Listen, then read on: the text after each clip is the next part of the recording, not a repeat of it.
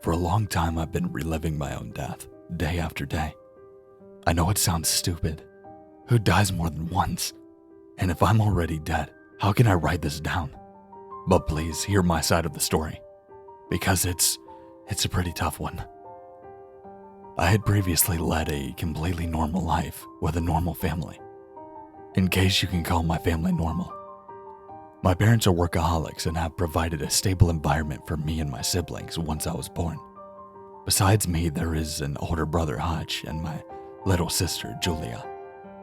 Since Hutch joined the army a year ago, and Julia's puberty phase became apparent when she stayed away from home for hours at a time, it was relatively quiet at the house. I myself am a rather unsociable type and like my time alone in the house, which I would spend watching TV shows and playing PS5.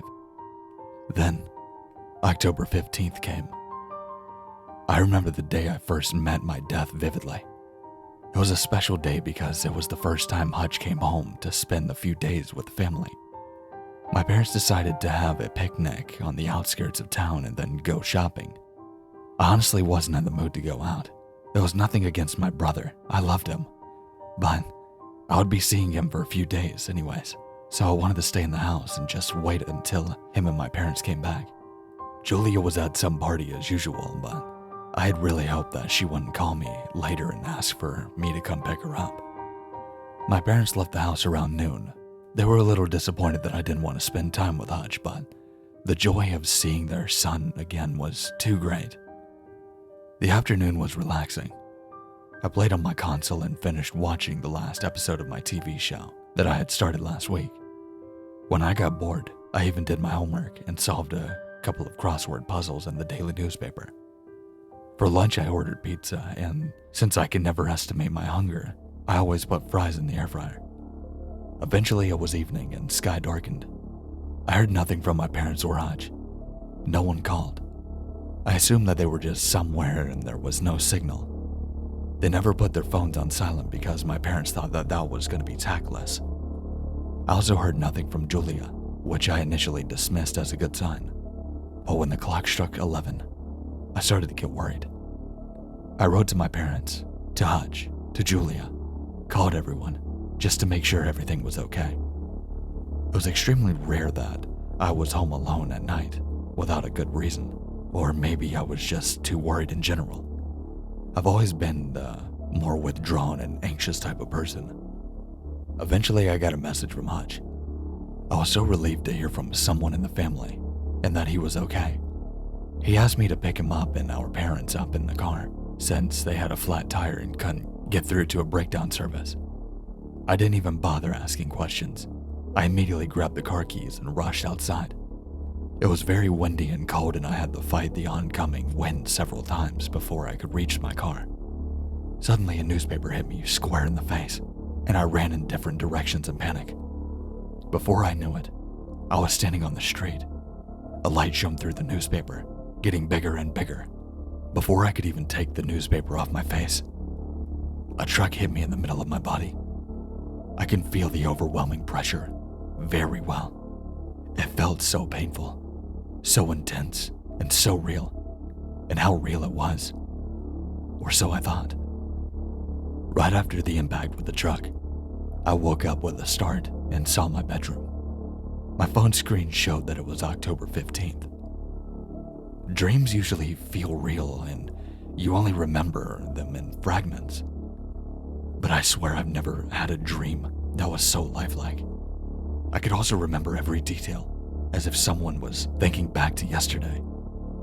I didn't think about it any longer and went to the kitchen to have some breakfast. My parents and Julia were already sitting at the table. My mother seemed to be in a good mood as I saw her slap a perfectly fried omelet onto my plate.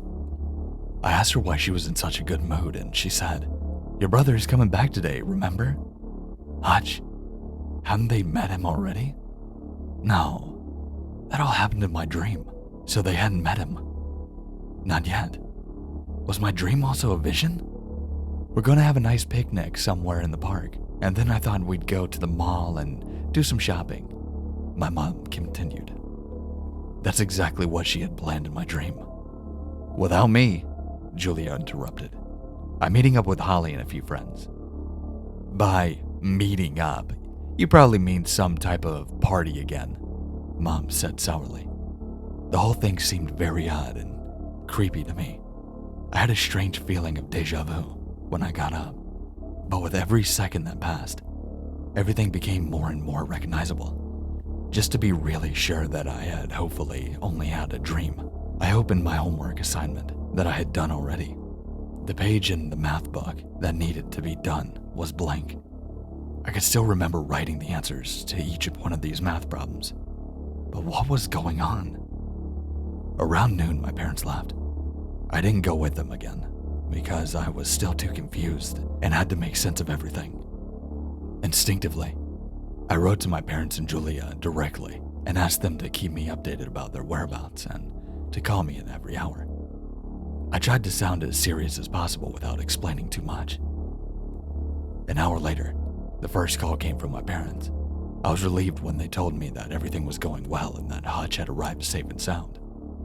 There was no call from Julia, as I had already expected. I spent the afternoon doing my homework, even though I had already done it, and ordering the pizza and heating up the fries. I already knew how my current TV show ended, even though Netflix showed me the notification that I still had 3 episodes left. After another hour, my father called to tell that the 3 of them were sitting in the park and having a picnic. Julia didn't call again. When the next hour rolled around, there was no call from Julia or my parents. I was sure they had simply just forgotten about our agreement, so I decided to text each one of them and told them to call me back. No one received my message. Later that evening, Hutch had called me and asked me to pick him up and Mom and Dad too because of the flat tire. As I had done before, I grabbed my keys and ran outside. Only then did I realize the danger had a cost of my life the other time. It was very windy and cold, but I fought my way through the wind with small steps. Suddenly, a newspaper came flying and smacked me right in the face. I immediately stopped and ripped it off of me. Not this time, I thought to myself. I finally got to my car and drove off. On the way there, I grabbed my phone and texted Hutch to tell me where they were. I was apparently way too excited because I wasn't paying much attention to the road. That ended up being my fate, because before I knew it, I crashed straight into a tree and flew forward. I remember the feeling of my head being pierced. The feeling was insanely awful, but it didn't last long, as I found myself safe and sound in my bedroom again. My phone screen showed October 15th. I hadn't dreamed. I hadn't had any visions. I was caught in a time loop that always ended in my death. I really didn't know what to do. I really didn't know what to make of it all, and what caused it to happen. I was panicking at the thought and having to live the same day for the rest of my life. This went on for a while. I don't know if I wanted to keep testing the time loop or if I was getting depressed but I decided to take advantage of that time and altered my daily routine every day. One day I blew all my money gambling. Other days I hooked up with Tinder dates or just trashed my house. Every day was different, as was the way I died. I either had a heart attack, fell down the stairs, broke my neck, or I deliberately unalived myself by jumping out the window. With each day I changed drastically, and with each day I mourned my old self. Finally, the 24th reputation of the 15th, I slithered out of bed and staggered into the kitchen. My parents commented on my odd behavior, and I waved it off as usual and let the day come. "Are you excited about seeing your brother?" Mom asked me. "Sure, I can't wait to see him just walk through that door," I replied sarcastically, shoveling the omelet into my mouth. "What? You don't want to come with us? It's your brother." "I'm going to see him for a few more days anyway. Who cares?" "Don't be disrespectful. Don't take everything for granted. What if your brother can't make it today? Wouldn't you be sad about that?" I stopped eating. I became alert to what my mom just said. I toyed with the idea that maybe the way out of this time loop depended on my choices. Maybe I just needed to see my brother again to continue the events. Since I had nothing to lose anyway, I changed my original plan to do a Harry Potter marathon and agreed to come and pick up Hutch. We left the house around noon and I drove to the airport, where we were waiting for Hutch. He appeared in his combat uniform and seemed relieved to see us. But he also seemed tired, which I could understand given the fact that he had spent months in the Middle East, witnessing the horrors of humanity firsthand, and had to sit and wait for hours for the enemy to come. I hugged Hutch and welcomed him home. For the first time since the time loop began, I was overwhelmed with joy. Was this the key of getting out of here? Everything was going well so far. We drove to the edge of town and had a picnic that my mom wanted to do. After we sat on a blanket with sandwiches and iced tea and did some chit-chatting, my dad eventually steered the conversation to the conditions of Afghanistan where Hutch was stationed. "How are you coping, son?" "It's terrible, Dad. Day after day I sit there, staring through the sight of my rifle, waiting for it to happen." My mom and I looked up. "What do you mean?" I asked. "I'm waiting for death. This routine repeats itself every day. Nothing changes. We all just sit there and wait for it to be over. Sometimes I even hope to be ambushed and that it's all over for good." My mom started to whimper. I was also worried about Hutch's behavior. He didn't sound like himself. The war had changed him too much. "Please don't say that," my mom said gently. Hutch suddenly got angry and stood up. "So I tell you the truth, Mom. I'm sorry my time in Kabul isn't a summer camp." Suddenly he pulled out a gun from behind and pointed it at all three of us. I couldn't believe it. It took me a few seconds to put two and two together. Finally, it dawned on me. The reason my parents hadn't contacted me the whole time, during the time loop, was because Hutch had shot them. They never made it home because they were already dead. I instinctively stood in front of my parents, who were so shocked that they couldn't assess this situation. As I slowly moved towards him, with the intention of taking the gun away from him, I spoke to him gently. "You don't want that, Hutch. Look at yourself. The last few months have changed you completely." "You have no idea what I've been through," he screamed desperately. "You're right. I don't know what you've gone through, but I know the feeling of waiting every day for something to change until you're out of this nightmare." Hutch didn't say anything. He actually seemed to soften up. He lowered his gun slightly and became withdrawn. I took the opportunity and made another step forward to take the gun from his hand. He didn't fight back. Instead, he burst into tears. I hugged him tightly and just let him collapse. My parents came over and joined us in a hug. After a while, we drove straight to a therapy center and left Hutch under the care of nursing staff for the next few days. Then my parents and I drove home. Our car never broke down on the way home either. It was already dark when we got home. I couldn't believe it. I had broken out of this time loop, and I could finally get on with my life.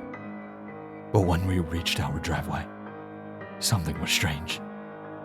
A police car was parked in front of our door, and two police officers were standing next to it, apparently waiting for us.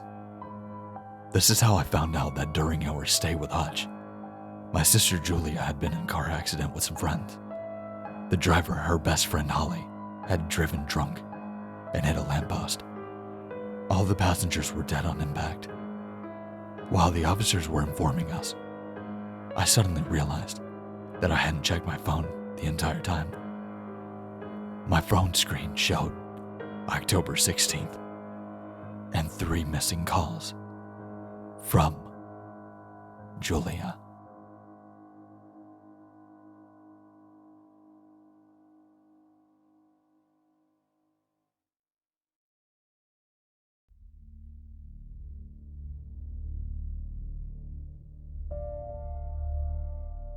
Well, this definitely was a different type of story, and it was definitely a little bit darker than what we usually do on this channel, but thanks for watching. I really hope you enjoyed it. And if you did and you would like to see more, make sure to like, comment, and subscribe. I am going to say this because I do have a decent amount of people that I do know and that have been overseas and witnessed stuff like this, and it is a real thing, even though this is a creepypasta, and I do apologize for getting real on this subject. But if you are going through something like this, I know this is fictional, but I know that this is real. If you're going through something like this, make sure to reach out. People do care about you, and people do not want to see you do something like that. There are also phone numbers that you can call as well. But with that being said, stay safe, stay scary, and I'll see you in the next one.